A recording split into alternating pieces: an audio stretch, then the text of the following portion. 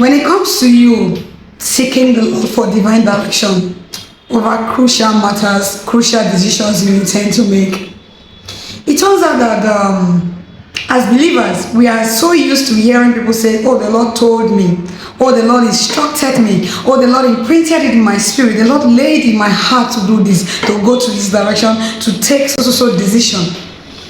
And we make it even more glamorous by saying, "I was fasting. In fact, I asked the Lord, immediately the Lord." We know there are moments like that. Yes, awesome, there are moments like that. But on the other hand, there is another part of it that we don't always so often talk about.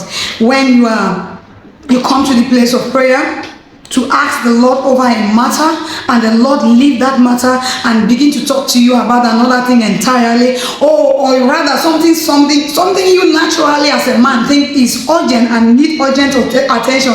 You run to the Lord with it like jiggy jiggy jiggy jiggy, and the Lord leave that same jiggy jiggy of yours and begin to talk to you about your future. And that doesn't mean God is irresponsible, God forbid. It's simply because the ways of God is not the ways of men. How come we don't talk about these things?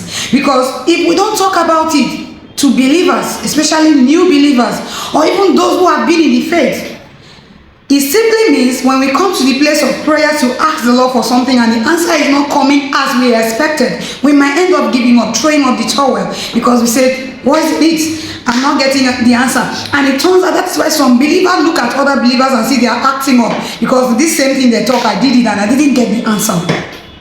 You see, when it comes to you seeking for direction, the answers oftentimes never come as you expected. Sometimes when you are done praying, it is days later, months later, that clarity begins to come. Sometimes you are there asking God over a matter, and the Lord is talking to you about somebody else who is not even seeing any need for urgency, but you are there crying your eyes out. Does it mean God is a wicked God? Far be it.